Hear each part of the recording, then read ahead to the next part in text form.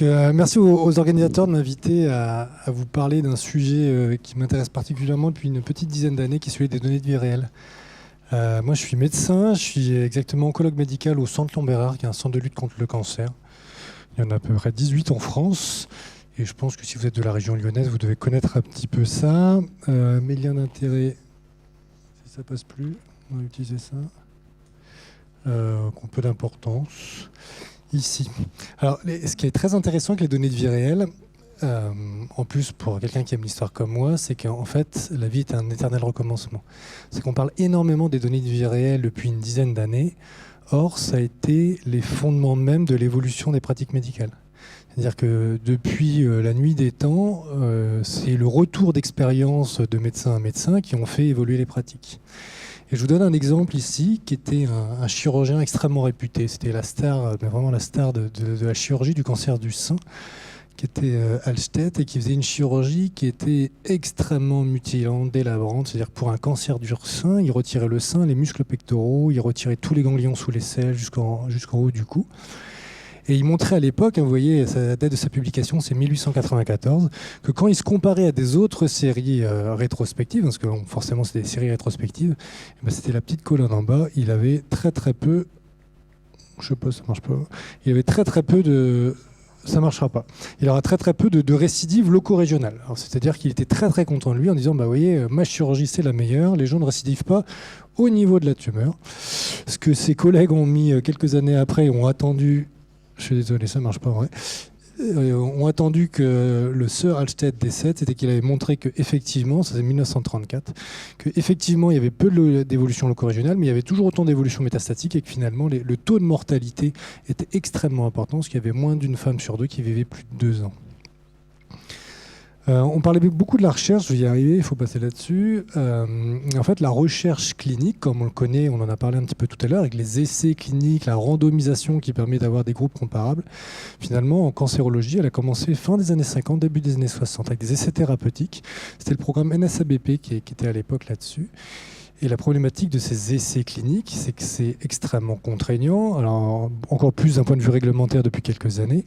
Mais vous voyez, l'étude qui a permis de comparer la mastectomie supraradicale d'Alstedt à une chirurgie qu'on pourrait réaliser aujourd'hui, les résultats ont été publiés en 1983, quasiment 90 ans après les premiers résultats. Et en plus, cette étude montre que ça ne servait à rien, effectivement. Cette chirurgie supraradicale, qui a été utilisée dans tous les centres de cancérologie quasiment jusque dans les années 60-70, qui a entraîné une comorbidité exceptionnelle, n'avait pas de place dans la pratique. Et c'est désormais pour ça, et on parlait un peu de dogme de l'industrie, j'ai entendu ça dans la table ronde précédente, en disant l'essai clinique c'est le gold standard et on n'a pas de place pour le reste. En fait, il commence à être remis en cause. Pourquoi ? Parce qu'en fait, l'évolution scientifique, l'évolution de la biologie, notamment de la biologie moléculaire, fait qu'il n'y a pas une maladie, il y a des dizaines et centaines de maladies. C'est-à-dire qu'il n'y a plus un type de cancer du sein, il y aura des centaines de types de cancer du sein et des essais thérapeutiques randomisés à plusieurs centaines, voire plusieurs milliers de patients par mois, ça n'existera plus. C'est-à-dire que l'évolution de la biologie fait qu'on va arriver sur des tumeurs qui seront de plus en plus fragmentées et ça va être extrêmement compliqué de montrer la preuve d'un bénéfice de telle ou telle molécule. L'autre problématique, et ça c'est une publication qui date de cet été, c'est les données américaines qui montrent que les patients atteints de cancer et qui ont participé à de la recherche clinique aux États-Unis, c'est moins de 7%, c'est 7%, 7,1%. C'est extrêmement faible. Donc, c'est-à-dire que les essais thérapeutiques, on parlait tout à l'heure de la représentativité de cet échantillon, qu'est-ce que ces 7% sont représentatifs de l'ensemble d'une population ? Et ça, on peut se poser les questions. Et on pourra se poser du coup les questions sur cette donnée de vie réelle. Une fois que la molécule va être administrée à une population beaucoup plus large, beaucoup plus hétérogène, est-ce qu'on en retrouvera les mêmes qualités dans les résultats et également les mêmes taux de complications. Alors les données vie réelle, je pense que vous en avez bien entendu parler depuis ce matin. C'est toutes les données, idéalement numériques, si on veut les réutiliser, qui ont attrait à la prise en charge diagnostique ou thérapeutique d'un patient en dehors d'un programme de recherche. Il y a différentes définitions des données de vie réelle, des real world data, en fonction des agences réglementaires, mais grosso modo, ça veut toujours dire la même chose. Ces données de vie réelle, on le comprend très bien, donc c'est tout ce qui va avoir lieu après le développement, on imagine, d'un médicament, d'un device, de ce que vous voulez. Et donc on comprend très bien que le volume de données va être beaucoup, beaucoup, beaucoup plus important, tant parce que le nombre de patients sera plus important que le donné de suivi sera également plus important. Et l'autre question qu'il va y avoir dans ce grand volume de données, ça va être l'hétérogénéité de la population, on en a parlé un petit peu, et ça c'est un sujet extrêmement important. Alors la problématique, quand on se positionne en tant que chercheur, en tant que scientifique, c'est grosso modo, oui, il y a beaucoup de force, c'est tout ce que je vous ai dit ici sur la colonne de gauche, c'est extrêmement intéressant de travailler sur ces données de vie réelle. La problématique aujourd'hui, c'est que, on a parlé des biais, j'en reparlerai un petit peu tout à l'heure, c'est extrêmement complexe de faire des études sur des séries rétrospectives à cause du manque de comparaison possible, et parce qu'aujourd'hui, nos tutelles, nos agences réglementaires restent encore très très frileuses là-dessus. On va voir tout à l'heure que ça commence à évoluer là-dessus, mais il y a finalement encore peu de médicaments qui vont être délivrés, qui vont avoir une autorisation de mise sur le marché uniquement sur les données de vie réelle, même si les choses changent, je vais vous en parler juste après. Les données de vie réelle, c'est un vaste sujet. On a parlé effectivement, ce qu'on imagine le mieux, c'est les dossiers médicaux, soit du patient, soit d'un hôpital. C'est les bases administratives. En France, on a entre guillemets la chance d'avoir le SNDS, qui est une énorme base administrative pour laquelle il reste quelques difficultés à savoir l'exploiter. On a des retours de patients qui existent de plus en plus. On a des suivis, on a des registres, etc. etc. Chacun de ces bases sont extrêmement intéressantes, prises individuellement. La grande complexité, on a parlé un peu d'interopérabilité, c'est qu'on va vouloir travailler d'une base à l'autre.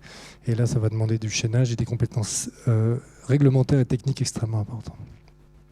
Alors, je vais vous donner un exemple, qui est celui que je connais le mieux, celui de mon hôpital, qui a eu le privilège d'avoir un directeur général dans les années 90 qui avait une vision, qui était celui de l'informatisation du dossier médical. C'est-à-dire qu'on a plus de 25 ans, c'est Thierry Philippe pour ne pas le citer, qui, lorsqu'il était directeur, a dit en 1993, l'avenir c'est l'informatique du dossier. Donc il est passé du dossier papier au dossier informatique. Je pourrais vous expliquer comment ça s'est fait. Ça s'est fait un peu dans le sang à l'époque.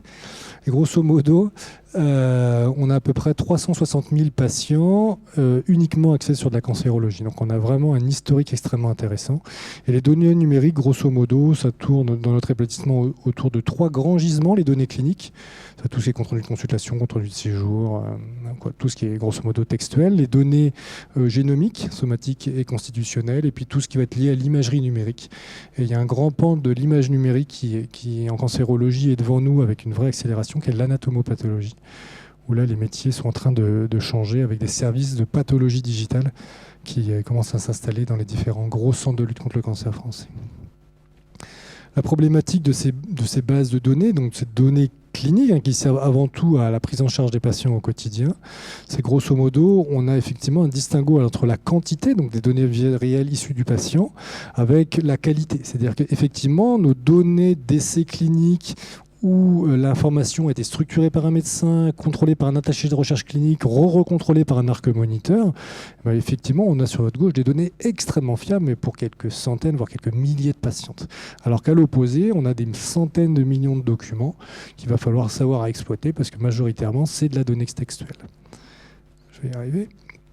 Et donc pour ça, pour avoir cette capacité de réfléchir aujourd'hui à comment on va être capable d'exploiter ces données de vie réelle, il faut établir une stratégie. Et si vous retenez qu'une chose de ma présentation, c'est qu'il est fondamental aujourd'hui que le système de santé français définisse une stratégie de la donnée numérique. C'est quelque chose qui est important à la fois pour faciliter la prise en charge des patients actuellement, pour faire des études, on verra un petit peu, de faciliter les études rétrospectives sur des données de vie réelle.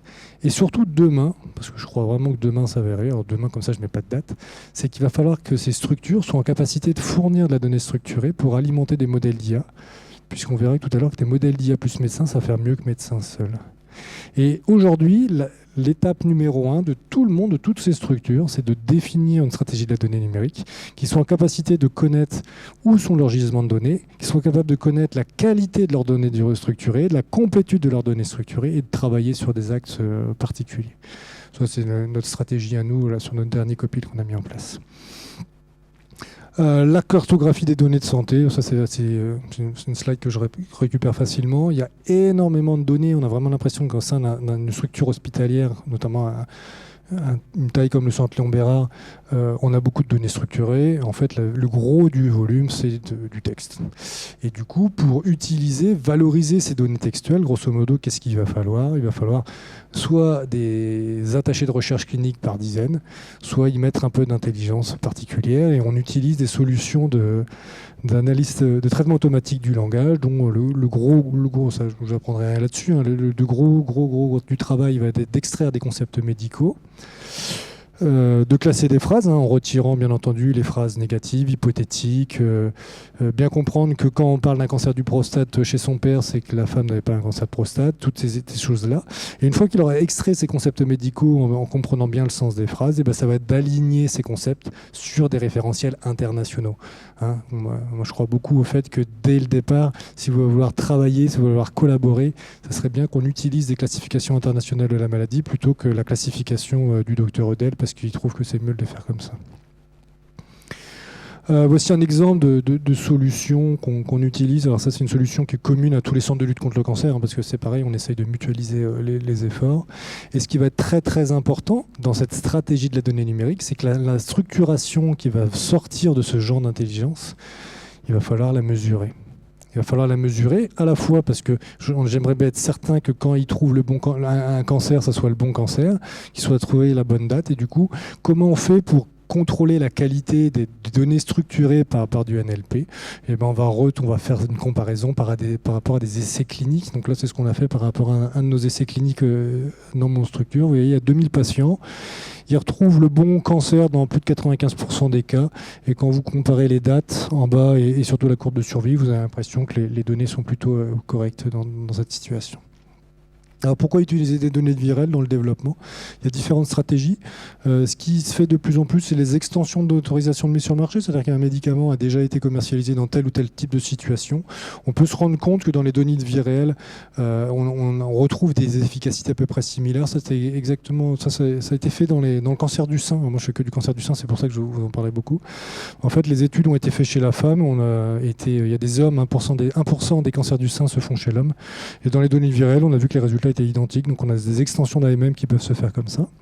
Les nouvelles indications, c'est un peu plus compliqué. Les modifications des recommandations et des modifications des pratiques, ça par contre c'est quelque chose qui est assez courant, hein, parce qu'en fait le volume de données fait qu'on observe certains effets indésirables extrêmement rares qui sont passés au travers dans les recherches cliniques, et du coup ça met en place des modalités de suivi un peu particulières. Et la stratégie des agences réglementaires, comme je vous l'ai dit, a commencé à changer. On était très très longtemps dans les numéros 4, hein, c'est-à-dire les fameuses études de phase 4. On commence de plus en plus à être dans les études dans les situations 2 et 3. Moi, je suis expert au CESRES, hein, c'est une commission qui relie tous les projets de recherche sur la réutilisation de données de santé. Et on voit de plus en plus de projets, où en fait c'est l'HAS qui dit si vous voulez la commercialisation de vos médicaments, on a besoin de données de VIREL après. Et donc, il nous donne 2 ans pour évaluer ça. C'est des choses qu'on voit clairement depuis 5 ans et beaucoup plus fréquemment. J'avance un petit peu vite, on a des grandes cohortes françaises, puisqu'on a la chance d'avoir un travail collaboratif extrêmement fort en France. Et vous voyez, là, on a plus de 30 000 patients, c'est tous les centres de lutte contre le cancer qui ont regroupé les patients atteints de cancer du sein métastatique. Et on arrive à faire des études rétrospectives, on réutilise les données de VIREL. C'est extrêmement intéressant avec un enjeu fondamental, à la fois d'un enjeu scientifique, d'essayer, par exemple ici, c'est d'évaluer l'évolution de la prise en charge sur le bénéfice en survie globale, et évaluer les gros enjeux de ce genre de grosses bases de données, c'est la qualité de la donnée, la fiabilité des mesures, et ça on en a vu un petit peu là-dessus. La problématique de ces... Alors ça, si vous en avez parlé à la table ronde, je suis arrivé au milieu, mais je pense que vous en avez parlé énormément. En tout cas, c'est ce que j'ai entendu. Hein, les biais, on en a parlé sur ces données de VIREL. La grosse problématique des analyses, ça va être l'erreur systématique. Les biais, il y en a 3 grands types. Je pense que vous pourriez peut-être dire d'autres. Pour moi, il y a le biais de sélection. Les 30 000 patients, c'est génial, mais c'est que des patientes ayant été prises en charge dans les centres de lutte contre le cancer. Est-ce que c'est les mêmes choses au CHU? Est-ce que c'est les mêmes choses dans des hôpitaux de plus petite taille? Probablement que non. Le biais d'information, je je vous ai parlé de la complétude des données, la donnée manquante était un sujet en soi dans les données de vie réelle, et puis des facteurs de confusion là-dessus. Bien entendu, c'est les résultats qui vont en sortir de ces genres d'analyses rétrospectives vont nous donner une corrélation qui n'est pas forcément une causalité, sinon je vous assure que j'aurai plusieurs prix Nobel vu ma consommation de chocolat. Il existe, alors je ne suis pas du tout spécialiste, parce que je connais un tout petit peu, j'ai un peu fait bioinfo, mais des analyses statistiques extrêmement appropriées. Ce qui était le plus connu, c'est les analyses de score de propension, l'IPTW. Et on commence à avoir des analyses statistiques extrêmement poussées, très intéressantes, comme l'analyse quantitative des biais, qui sont des études, vraiment des analyses statistiques dédiées à ces analyses rétrospectives, et notamment le Typing Point Analysis, qui est capable de mesurer la quantité de biais nécessaire pour modifier les résultats de ce genre d'études. Et c'est parce qu'on arrive à avoir des analyses statistiques poussées que nos agences réglementaires auront de plus en plus confiance aux résultats qui sortiront de ces données de vie, sur ces études de données de vie réelles. On arrive notamment, bon, ça c'était la base SME qu'à le faire, à faire de l'émulation d'essais thérapeutiques à partir de cette cohorte, par exemple. Ils vont créer un essai thérapeutique comme s'il était randomisé, parce que l'analyse statistique va faire en sorte d'essayer de rendre le plus comparable deux stratégies thérapeutiques différentes. Ça a déjà été publié là-dessus. Et ce qui est beaucoup, beaucoup plus séduisant pour moi sur les données de vie réelle, ça va être la création de bras synthétiques. D'accord ? Je vous ai expliqué, la biologie moléculaire fait qu'on n'arrivera plus à faire des essais randomisés à plusieurs milliers de patientes dans chaque bras. Et grosso modo, on arrive, et c'est déjà le cas, c'est le single arm trial, c'est-à-dire que c'est toutes les patientes, c'est forcément des phases 2 où toutes les patients auront le même cancer avec la même molécule, et le bras comparateur, vous allez me dire, qu'est-ce qu'il va faire ? Ce sera un bras synthétique. Et c'est là-dessus, grâce notamment aux mêmes analyses statistiques dont je vous ai parlé, qu'on va être capable de faire une analyse comparative. Ça, c'est des situations extrêmement rares de cancer du poumon au pronostic malheureusement effroyable. Et pour aller et respecter mon temps, parce que je dis à 15 minutes, parler très très brièvement d'intelligence artificielle, dans le monde de la santé et dans le monde de la cancérologie. Alors clairement, c'est le buzzword. Si vous voulez publier aujourd'hui, vous avez juste mettre Deep Learning, intelligence artificielle, ça passe assez bien. Après, vous rentrez dans n'importe quelle librairie et n'importe quel sujet de presse grand public parle également de ça. Pour moi, alors, en tant que médecin scientifique, on a 4 grands verrous à l'intelligence artificielle en santé. Il y en a 2 qui ont déjà sauté. La capacité de calcul, la capacité de stockage. Il y en a un 3e qui est en train de sauter, qui est le verrou, alors j'ai mis scientifique, le verrou légal, qui est le verrou réglementaire pour moi. On commence à avoir des essais thérapeutiques de mieux en mieux montés, qui montrent que une solution d'IA plus médecin, ça fait mieux que le médecin seul. On n'est plus comme il y a 5 ans en disant mon modèle d'IA fait mieux que le médecin. On est vraiment sur plutôt cette vision du médecin augmenté, je n'ai pas trop ce terme-là, mais pour lequel on est capable de l'aider. Il y a un 4e verrou qui est devant nous. Et alors là, pour le coup, je ne sais pas vraiment comment il va sauter. Ça va être la mise en production. Je vous ai dit, il va falloir que les hôpitaux définissent aujourd'hui leur stratégie de la donnée numérique pour fournir de la donnée numérique structurée, alignée sur des bases référentielles. Et ça, il y a quand même beaucoup de structures, de systèmes de santé, même j'ai envie de dire, qui sont plus en avance que d'autres et d'autres qui sont franchement en retard. Et cette mise en production, elle risque de poser souci qui va être celui de l'inégalité des prises en charge. Vous allez me dire, l'inégalité des prises en charge existe déjà. J'ai un peu peur que l'IA, notamment au début, accélère et accentue énormément cette disparité. Passer. Hop, la FDA a un tout petit peu en avance sur l'IMIA là-dessus. C'est une slide qui n'est pas à jour, elle date du mois de mai. Il y avait 882 devices à base d'IA au mois de mai. Juste ça, le 392, c'était en 2023. Vous voyez, il y a eu plus de 100%. 95% des devices d'IA américains, c'est de la radiologie. Pourquoi ? Parce que c'est facile. C'est facile de donner une image de mammographie, c'est facile de donner une coupe de scanner. C'est beaucoup plus compliqué quand vous allez vouloir faire des modèles d'IA multimodaux en intégrant de la génomique, des données cliniques, des données biologiques, etc., liées à l'accessibilité de la donnée. L'IA ne prédit pas, alors moi j'aime bien le répéter, vous le savez forcément, j'aime pas le terme prédictif. J'aime pas le terme prédire en fait. En fait, prédire pour moi ça fait un peu prédestination, quoi. Ça va arriver. Ne pas oublier que des modèles d'IA, c'est juste des modèles statistiques. C'est-à-dire qu'on est capable de préciser le risque d'un événement futur à partir de l'analyse de données passées. Et ça, c'est vraiment des choses qui sont importantes à rappeler. Bon, pas pour vous. Des choses qui sont devant dans la question de la mise en production, je vous ai montré cette slide, c'était la qualité de la donnée. Les médecins, les soignants qui vont utiliser des modèles d'IA, il va être extrêmement important qu'ils connaissent la qualité des données d'entraînement. Si un modèle d'entraînement, on en a parlé tout à l'heure, si un modèle d'IA est entraîné sur des données erronées, des données non complètes, des données pas forcément fiables, on va accentuer les erreurs. Et le médecin devra connaître la qualité des données d'entraînement. Et l'autre point extrêmement important, c'est qu'il va devoir connaître le périmètre des données d'entraînement pour ne pas utiliser des modèles d'IA non à bon escient. Moi, j'adore cette publication. C'est là-dessus, c'est l'équipe de Stanford, c'est début 2017. Leur premier modèle de deep learning, c'était, ils avaient sorti un modèle en disant je prends une photo et je suis capable de dire si c'est un mélanome ou pas. Et à l'époque, c'était mon modèle d'IA sur Stanford, il faisait mieux que 100 dermatologues. Juste sur cette slide, je peux vous dire que déjà, en fait, ils ne prenaient pas tous les mélanomes. Ils ne prenaient pas les mélanomes lentiginoacrales de la population noire. Et ça paraît très très bête, hein, mais si vous voulez utiliser des modèles d'IA à bon escient, le médecin, comme aujourd'hui il connaît les critères d'inclusion pour un essai thérapeutique, il devra connaître le périmètre des données d'entraînement s'il ne veut pas utiliser à tort et donc de manière erronée un modèle d'IA. L'effet boîte noire, l'explicabilité, l'interprétabilité, je pense que ça, je ne pourrais rien vous apprendre de plus.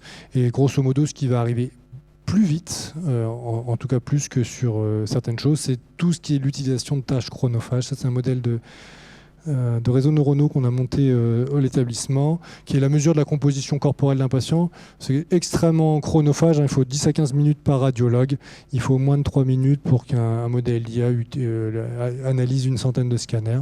Ça permet de savoir si le patient est pas, on appelle sarcopénique, c'est pas un déficit en masse musculaire, parce que c'est un risque de complications beaucoup plus important. On est capable de faire des clusters pronostiques pour savoir un petit peu est-ce qu'il faut faire tel ou tel type de stratégie. On est capable de préciser le bénéfice à des agents de chimiothérapie. Ça, c'est des choses qui sont devant nous, mais qui sont extrêmement intéressantes. En conclusion, et pour tenir mes 20 minutes, ces données de vie réelle, c'est des sujets qui sont extrêmement importants, qui sont complémentaire de la recherche clinique. Je ne pense qu'on ne pourra pas se passer de la recherche clinique, mais c'est des choses qui vont arriver avec. Il y a beaucoup de défis qui sont devant nous, et les défis, ça sera, on a vu, la qualité de la donnée, la complétude de la donnée, le fait qu'ils soient alignés à des référentiels pour qu'on puisse les utiliser, puisse les partager les uns avec les autres, et qu'il faut être prudent malgré tout dans les usages. Je vous remercie.